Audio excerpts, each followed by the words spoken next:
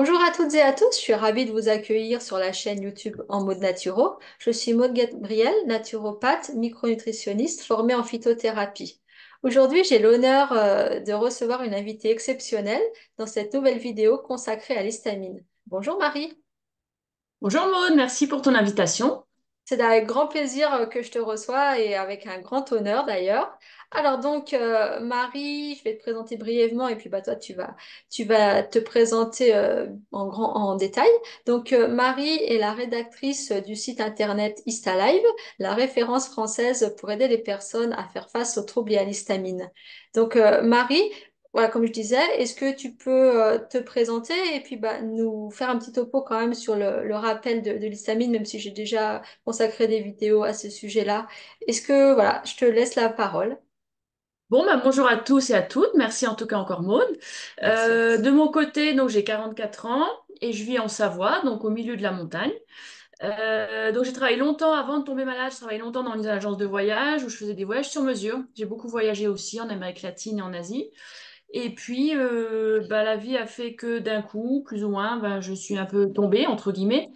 Ou pour résumer rapidement, j'ai une maladie de Lyme, un syndrome d'activation mastocytaire et d'autres pathologies annexes qui se sont greffées suite à l'inflammation, comme une candidose, une intoxication aux métaux lourds, bon, beaucoup d'intolérance alimentaire, comme beaucoup d'entre vous qui nous suivez certainement, et puis aussi une hypersensibilité chimique multiple où je réagis à tout type d'odeur en fait.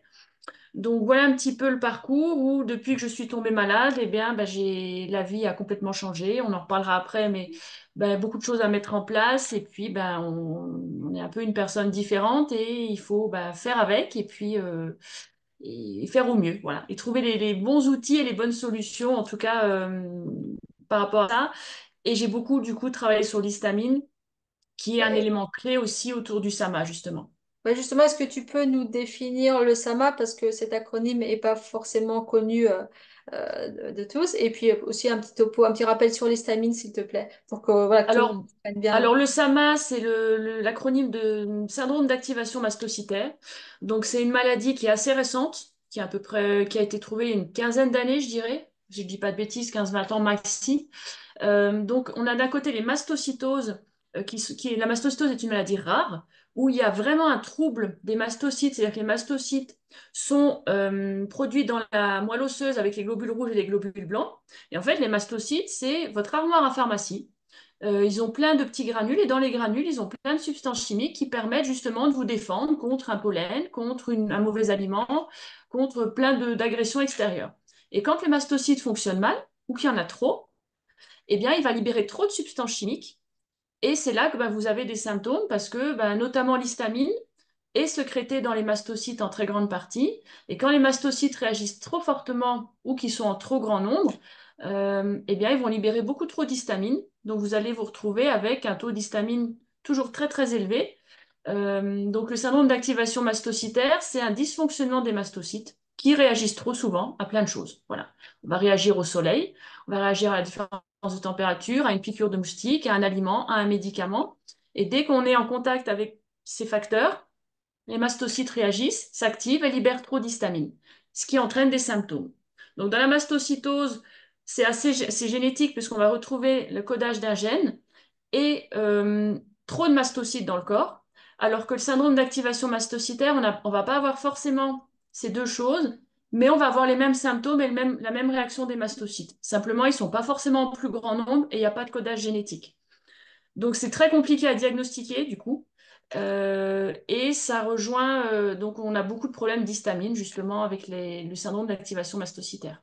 Voilà. Donc, pour résumer ça vraiment très, très simplement, on Oui, va dire que c'est le système immunitaire qui est dysrégulé. Il réagit trop c'est et ça. de manière inappropriée. C'est ça. C'est-à-dire que normalement, on ne devrait pas réagir à un aliment qu'on Hmm. ingère, alors que là, le système immunitaire va se dire, ouh là là, il y a un intrus, donc on réagit, alors qu'il ne devrait pas. Bah, moi, c'est ce que je dis en consultation, c'est le système immunitaire qui réagit de manière exagérée face à de faux ennemis. Par C'est exemple, ça. les poils du chat, bah, moi, j'ai pas de chat, mais j'ai pas de souci quand je croise un chat. Alors qu'il y a des personnes, bah, ça va être la cata. Le pollen des foins, bah, c'est pareil, tout le monde ne réagit pas. Sinon, ce serait problématique pour C'est tout le ça. monde. Donc, ok. Et donc, toi, comment as-tu reçu un diagnostic? Alors de mon côté, ça n'a pas été fait tout de suite. On s'est pas focalisé sur l'histamine ou le SAMA tout de suite. J'ai eu une mononucléose assez puissante il y a 6 ans. Et c'est là que j'ai commencé à me dégrader jusqu'à être un an alité complètement, avec des troubles qui étaient d'ordre digestif, cardiaque, neurologique, urinaire, des douleurs, etc. J'étais en errance médicale pendant 2 à 3 ans, à faire plein de médecins, parce que tous les examens classiques revenaient normaux. Et en fait, j'ai été en Suisse, parce que je suis à la frontière suisse, où j'ai été diagnostiquée d'abord pour une maladie de Lyme, avant le SAMA ou l'histaminose. Donc ça a été Lyme, où j'ai engrangé des traitements, mais les traitements étaient pas... voilà, ça allait mieux, mais il y avait encore d'autres problèmes, et quand je parlais de ce que je mangeais, des réactions à certains médicaments, donc le médecin en Suisse est parti d'abord sur une histaminose, et ensuite, elle a pensé plutôt à un SAMA parce que le SAMA, je réagissais à des facteurs comme voilà, la variation de température, la chaleur, etc. Mais ça a mis peut-être 2 à 3 ans, on va dire. Donc d'abord Lyme, qui a ensuite abouti en plus à un syndrome d'activation mastocytaire. Et ensuite, j'ai seulement été prise en charge, mais 4 ans après, au CHU à Annecy, en France, en fait, pour un syndrome d'activation mastocytaire. Puisque Lyme n'est toujours pas reconnu en France, en tout cas le Lyme chronique. Donc aujourd'hui, je suis suivie pour le SAMA en France. Voilà. D'accord. Et en termes, comme tu parlais d'alimentation, est-ce que tu as changé tout de suite ton alimentation dès que tu as perçu des réactions selon les prises alimentaires? Ou est-ce que tu as mis du temps de recevoir déjà le diagnostic SAMA souci avec l'histamine? Comment ça s'est passé ta prise de conscience que l'alimentation justement influait sur tes symptômes?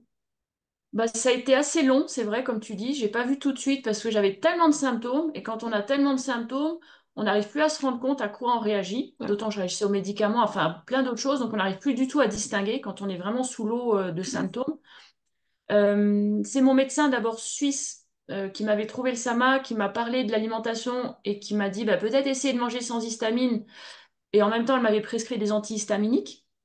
Donc j'ai commencé, grosso modo, on va dire, d'enlever les aliments importants sans être strict, parce que j'avais toujours des bouchées de temps en temps, etc.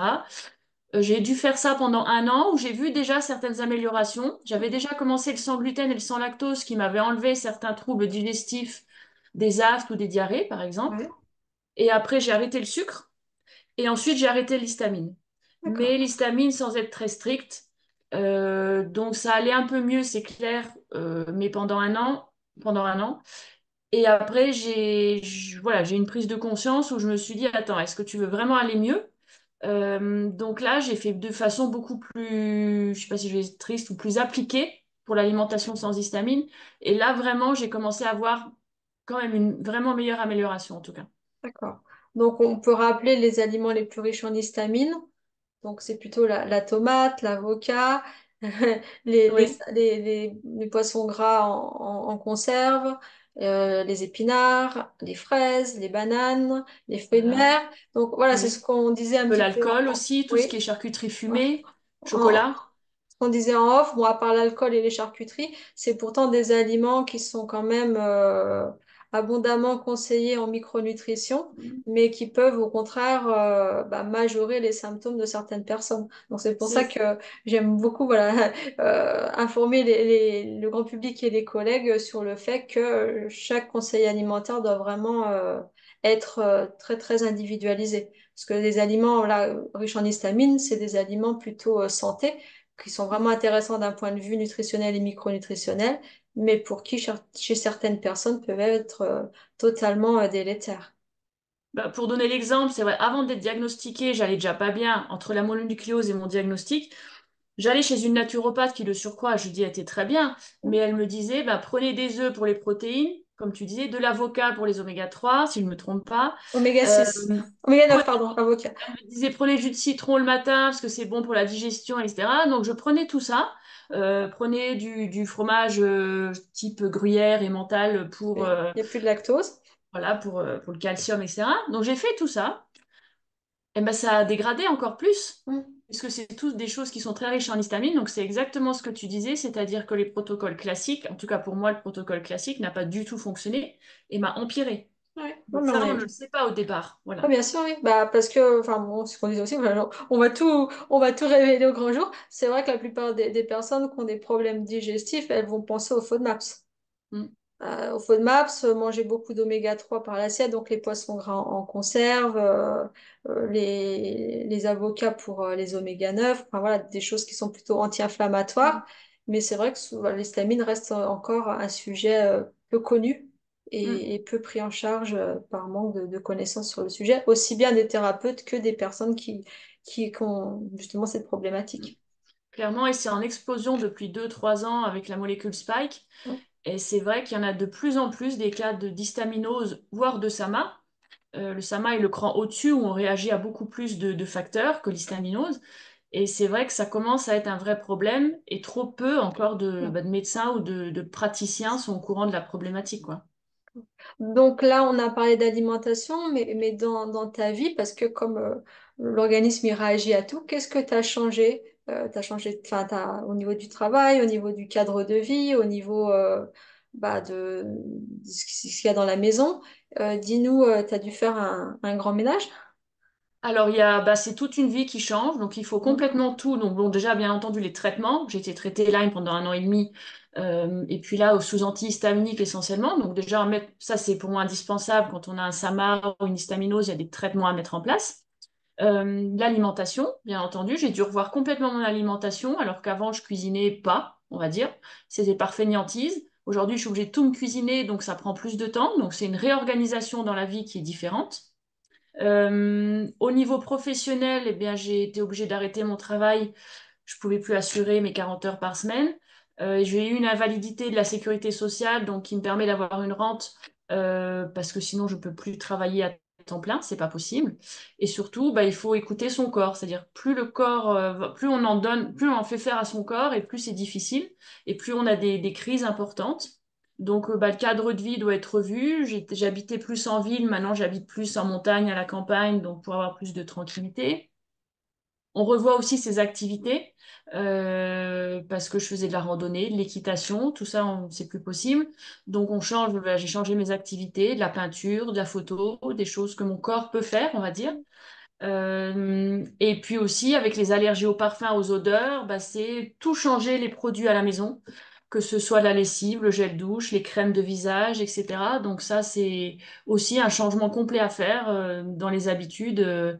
Et puis l'alimentation, ben, c'est pareil, c'est une habitude à prendre. Quand on va chez quelqu'un, quand je vais chez quelqu'un, j'amène ma gamelle, si je peux dire comme ça. Mhm. Donc il y a rien de, on peut rien faire il y a rien, tout doit être prévu en fait. C'est ça qui D'accord. est assez compliqué. C'est une vie où on doit prévoir chaque chose en avance parce que l'imprévu est difficile. Voilà. Donc D'accord. c'est beaucoup que ce soit personnel, professionnel, le cadre de vie, il y a tout à revoir en fait. Et ça se fait progressivement, c'est-à-dire sur 3, 4 ans, les choses évoluent et il faut faire un deuil aussi. C'est pas toujours Oui, c'est évident de ça. sa vie d'avant. Bah, c'est un petit peu voilà, tout. Vraiment, la progressivité, c'est ce que tu disais aussi au niveau alimentaire, que tu as commencé par le sans gluten, Mm. sans laitage, et puis après, progressivement, tu es arrivé justement à une diète plus stricte, entre guillemets, sans histamine. Parce que Oui, si tu avais c'est tout exactement ça. changé voilà, du jour au lendemain, je pense que ça aurait été beaucoup trop compliqué, peut-être que tu auras abandonné rapidement. C'est possible parce que c'est des choses qui sont assez compliquées aussi à mettre en place. Et comme tu disais, c'est toute une organisation à revoir dans l'achat des courses, dans la cuisine des repas. En tout cas, quand je parle pour l'alimentation. Donc, c'est pas évident, même par rapport à l'entourage, aux autres personnes. On fait Bien sûr. face souvent à des remarques. Ah oui, mais pourquoi tu te prives d'aliments? Enfin, les gens ne connaissent pas l'histamine. Ils connaissent, si on dit qu'on mange sans gluten, ah oui, les gens connaissent aujourd'hui. Le sans histamine, personne ne connaît, enfin presque personne. Donc c'est vrai que on passe un peu pour des illuminés à se dire on enlève des aliments qui soi-disant sont considérés comme être bons, ce qu'on parlait tout à l'heure. Oui. Et donc c'est pas facile, c'est un travail d'apprentissage à faire pour l'entourage aussi. Et ben donc la charge mentale, ça aussi, elle doit être bien sollicitée. Déjà accepter la maladie, puis après puiser dans les ressources intrinsèques bah, pour mettre en place tous les changements, et puis aussi le regard des personnes qui sont pas informées justement de la Mm. problématique. Bah, c'est sûr que quand on vous dit j'ai un cancer, j'ai une sclérose en Mm. plaques, c'est des maladies, je souhaite pas, hein, bien entendu, Oui, bien mais sûr. c'est des maladies qui sont connues et reconnues, où tout le monde sait les protocoles, ce qu'il y a à faire, etc. C'est vrai que nous, dans les SAMA, et pourtant on a des quotidiens très très compliqués, mais c'est pas connu, l'histaminose non plus. Et donc c'est pas évident. C'est vrai qu'il faut, entre guillemets, éduquer les autres. Et puis bah, après, il y a toujours des gens qui comprendront Oui, bien jamais. Et sûr. bon, là, c'est pas évident, quoi. Ouais. Bah, tout ce qui est pathologie invisible, entre guillemets, Hmm. c'est vrai que c'est difficile à appréhender pour des personnes bah, qui n'ont jamais éternué, qui n'ont jamais Oui, oui. réagi à quoi que ce soit. C'est vrai que oui, c'est une force mentale qui est vraiment pas, voilà, qui est vraiment pas Bah, donnée à c'est tout vrai le monde. qu'il faut avoir du caractère pour Oui, tout tenir à fait. face aux remarques qu'on peut avoir aussi, parce qu'on Oui, peut bien avoir sûr. aussi des remarques du médical, du monde médical. Si le monde médical ne connaît pas, voilà, moi, on m'a cru anorexique parce que j'avais perdu beaucoup de kilos. Je devais détailler tous mes plats au médecin alors que je mangeais comme deux parce que j'étais en dénutrition, mais voilà, l'intestin était tellement Oui, bien sûr. inflammé que je perdais du poids alors que je mangeais pour deux. Donc c'est difficile parce qu'il faut se battre aussi contre le monde médical en disant non, c'est pas dans la tête. Il faut tenir. Donc c'est vrai que il faut du caractère et voilà. Et donc, les personnes qui sont reconnues dans ton parcours, au minimum dans tes symptômes, qu'est-ce que tu leur donnerais comme conseil de consulter? Euh, Des Parce médecins que Parce que tu as dit qu'il faudrait que c'était quand même important d'avoir les antihistaminiques, d'avoir... oui, je pense que voilà, moi je ne pourrais pas me passer d'antihistaminique et je pense que dans un SAMA, une histaminose peut-être, un SAMA, je doute fort. Voilà. Après, je pense qu'il faut un minimum de stabilité au niveau de traitement. Et après, les conseils que je donnerais, c'est de travailler beaucoup sur l'alimentation parce que moi, j'étais pas du tout axée là-dessus et en 3 4 ans, j'ai vraiment compris que l'alimentation, c'était une base, mais une base indispensable. Et pour moi, c'est limite une part du traitement. Je sais pas si je peux dire 50% du traitement, l'alimentation, mais c'est une énorme part.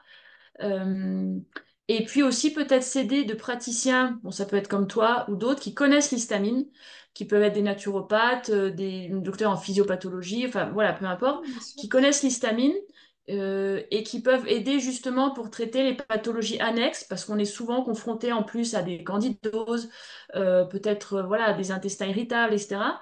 Et je pense que c'est important de traiter aussi ça, que la médecine classique ne traite pas pour traiter le tout, on va dire, de façon holistique. Oui, c'était cool. Bah, par exemple, là, si tu as eu un traitement en Lyme, j'imagine qu'il y a eu beaucoup d'antibiothérapie. Et Mm. forcément, le microbiote, il a dû être Oui, très impacté. ça a été compliqué. J'ai eu 1 an et demi d'antibiothérapie à double dose. C'est les traitements, les protocoles des États-Unis. Ça a été lourd, très très lourd. J'étais pas encore diagnostiquée SAMA, donc je me suis lancée. Ouais, et puis il le fallait. De toute façon, la Bien bactérie. sûr. Après, il y a d'autres traitements, des gens qui supportent des traitements Lyme naturels, hein, notamment avec des huiles essentielles, mais je les supporte pas de mon côté. Donc voilà, il y a des Oui, choses pas que le j'avais choix. pas trop le choix. Mais oui, en D'accord. effet, après, l'intestin, il faut tout restaurer, ça prend du temps. Tu dois savoir que Oui, oui, j'ai oui, mis du temps. je le Je le constate au sais. quotidien. Ouais. Mais donc là, on va surtout continuer de parler de toi et puis bah, tout ce que tu mets en œuvre pour aider les personnes bah, en errance, en souffrance. Donc, de ton propre parcours, l'idée est née en fait de créer le site Istalife pour Oui. aider les autres personnes. Donc, ça s'était venu à la fin de ton parcours de souffrance, même si évidemment tu continues quand même d'être très Mm. vigilante, pardon, ou est-ce que c'était pendant ton combat, tu te disais, enfin, pendant le moment où c'était le plus dur, tu te disais, ah, mais tout ça, il faudrait qu'un jour que je le transmette pour que des personnes, voilà, gagnent du temps, entre guillemets, pour trouver des pistes, des outils pour être soulagées. Bah, Euh, c'est exactement ce que tu... Enfin, c'était plus vers la fin. On finit jamais notre parcours, mais bon, c'est vrai que les 2 3 premières années, j'étais tellement mal que j'avais pas de capacité à réfléchir à un projet. la tête Mais dans le après, guidon, comme on dit familièrement. comment? La tête dans le guidon, comme on dit Oui, c'est ça, familièrement. exact, c'est exactement ça. Mais c'est vrai que moi, j'ai cherché beaucoup pour moi. J'ai un tempérament où je cherche beaucoup. Je lis beaucoup d'études en anglais, surtout les dernières choses qui se font.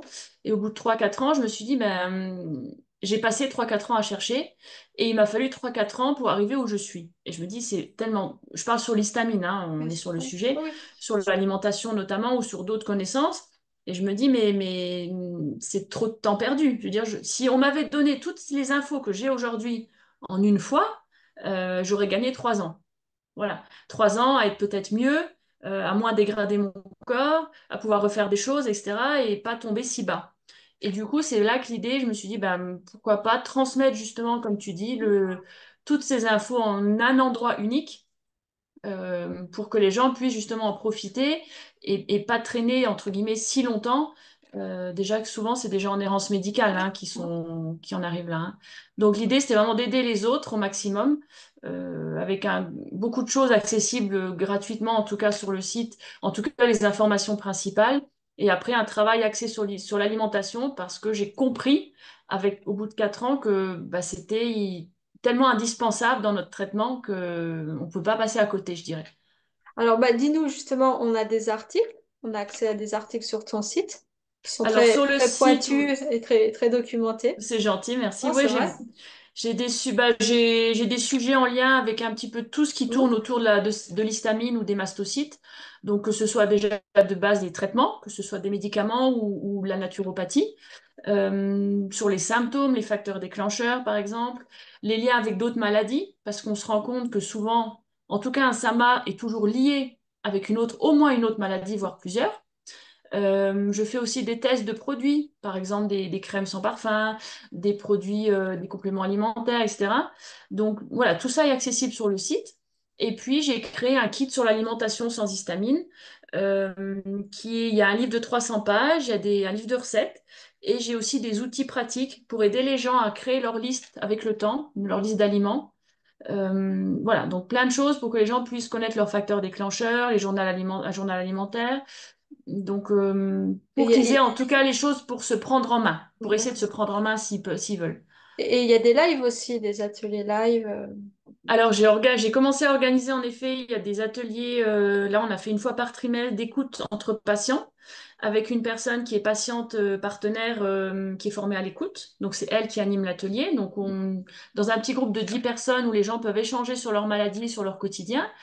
Il y a une sophrologue qui a proposé aussi on a fait un premier atelier de sophrologie pour justement toute la communauté. Mhm. Pareil, en petit groupe. Donc on refera ça aussi à la rentrée. Et puis, suivant les intervenants qui veulent se proposer, voilà, on peut faire d'autres ateliers. En tout cas, je suis très ouverte sur le sujet. Et tout ça a été gratuit pour tout le monde, en tout cas. D'accord. Et puis pour le versant payant, donc l'e-book pardon, de 300 pages et puis toutes les informations payantes, c'est 68 € je crois, là. 67, oui, tout à fait. 67, ah, je Voilà. me suis trompée de Oh, bah, numéro. c'est pareil. D'accord. Bon, Hum. après, voilà, on va dire que ça représente la synthèse de plusieurs années de recherche. C'est ça. J'ai mis 1 an de travail à le faire. Pour tout créer. Et puis, c'est la réunion de 3 4 ans, en effet, de recherche que j'ai fait de mon côté, de tests, etc. Donc, et puis des méthodes inspirées des méthodes d'intolérance alimentaire par des grands allergologues. J'ai fait une formation sur l'histamine avec une nutritionniste canadienne aussi en anglais. Pour compléter les choses. Donc, ça a été relu par un médecin, par une naturopathe, par une psychologue, parce que j'ai une partie psychologie aussi dans le livre justement comment tenir Oui, moralement voilà. hein, par rapport à ça, parce que c'est pas évident quand on voit des aliments dans l'assiette de l'autre et puis qu'on peut pas les manger, ben il faut tenir aussi. Mm. Donc il y a aussi une partie psychologie dans tout ça. Donc voilà. D'accord, donc on va dire que c'est quand même le condensé d'années de recherche, de compilation d'études, et en plus ta synthèse a été validée Et par une par... diététicienne aussi, j'ai Ouais, oublié de préciser. Oui, d'accord, tout à ok. fait. Donc voilà, on va dire que c'est un investissement, mais au final, ça représente, voilà, déjà c'est moins onéreux qu'une consultation avec un naturo ou un micronut. Ben, disons que tout ce qu'il y a dans le kit permet aux personnes qui veulent être un minimum autonomes Mm. de pouvoir se gérer elles-mêmes, constituer leur liste avec le temps, de comprendre comment leur corps fonctionne et comment l'alimentation sans histamine fonctionne. Après, ça ne dispense pas s'il y a un SIBO, s'il y a une Bien candidose sûr. derrière, d'être suivi, bien entendu. Dans tous les cas, il faut être suivi par un médecin, ça n'empêche pas. Et moi, je conseille aussi, quand il y a d'autres choses annexes, d'être suivi par un praticien pour régler les histoires de candidose ou autres. Voilà. D'accord, ok. Et on peut te suivre aussi sur d'autres réseaux. Par Eh bien, exemple, j'ai Facebook HistaLive, et puis sur Instagram, c'est Histamine Révolution qui ne traite que de l'alimentation. mm. Oui, oui, bah, c'est vrai que j'aime bien tes visuels, ils sont très parlants. C'est gentil. Et voilà, de toute façon, je mettrai les liens dans les commentaires de cette vidéo et puis les personnes pourront cliquer facilement pour accéder à tes réseaux. Et donc, bah, écoute, c'était vraiment super, c'était généreux, c'était dynamique. Donc, je pense que voilà, que ça a vraiment informé. Et puis, bah, pour les personnes qui veulent aller plus loin, évidemment, tout de suite se jeter sur ton site, enfin se jeter, pas violemment, mais en tout cas se précipiter sur ton site. Et puis je vais te laisser le mot de la fin. Qu'est-ce que tu voudrais dire en conclusion de tout ça? Les Bah, personnes disons qui que ça sont va en être. errance ou voilà ou qui sont reconnues à travers tout ce que tu as évoqué dans cette vidéo. Un message Bah, je d'espoir, pense j'imagine. surtout, excuse-moi, c'est surtout bah, de toujours garder l'espoir, parce que je sais qu'on, la plupart sont en errance médicale et c'est assez compliqué parce que les gens pensent que c'est dans la tête, que c'est un problème psychologique. Donc je dirais toujours garder l'espoir et chercher, toujours continuer à chercher si vous n'avez pas encore un diagnostic établi. Euh, voilà, toujours continuer, frapper à toutes les portes. Si c'est pas le premier médecin, c'est le deuxième, c'est le troisième. Essayer des praticiens, des naturopathes, etc. Donc toujours continuer, continuer et garder l'espoir jusqu'à ce qu'au fond de vous, vous ayez le sentiment et l'intuition qu'on vous a fourni le bon diagnostic. Et après, ben voilà, ne pas lâcher. Et puis, je sais que c'est pas toujours évident. Il y a des périodes de creux où on a une des baisses de morale, mais je pense que ça vaut le coup en tout cas bah, de s'intéresser notamment à l'histamine qui est en augmentation, toutes les histaminoses, les SAMA depuis 2 3 ans. Et voilà, en tout cas, toujours garder l'espoir qu'on puisse aller toujours un peu mieux. Voilà. Bah, écoute, merci infiniment. Donc moi, je vais rajouter toujours une petite touche. Donc ce que je dis toujours, c'est voilà, accepter le diagnostic, déjouer le pronostic. Donc ça rebondit exactement sur ce que tu dis. C'est vrai que le côté proactif, ça va toujours en fait améliorer la situation qui parfois paraît compliquée. Mais c'est vrai que tout ce qu'on peut mettre en place, ça va pas Mm, forcément soigner dans le sens tout résoudre, mais par contre améliorer le quotidien. Et c'est c'est déjà ça. énorme quand on vient de traverser une période où tout semblait un petit peu désespéré, quoi. Mm. Et Donc, puis, sachant que ça peut être long, donc toujours garder voilà, savoir que c'est sur du long terme, mais donc, puis refaire sa vie autrement, réussir à faire le deuil, peut-être être suivi aussi psychologiquement. C'est ce que je fais moi aussi parce que c'est important. Quand on peut plus faire les mêmes choses qu'avant, bien bah, sûr. il faut réussir à se recréer une nouvelle vie, mais c'est possible en tout cas, Bien avec de sûr. nouvelles activités et des nouvelles choses. D'accord. Donc, avancer progressivement, Tout à fait, ouais. c'est peut-être ça, en fait, l'objectif principal. Voilà, exactement. Merci infiniment. Merci Vraiment, Maud en tout cas. c'était adorable. Je te remercie vraiment pour ta générosité. Et puis, bah, je vous remercie d'avoir suivi cette vidéo. Si vous avez des questions, n'hésitez pas à les poser. Et puis, on vous répondra avec grand plaisir. Merci Merci à Maud en tout toi. cas. À bientôt, au Merci. revoir. Au Merci. revoir.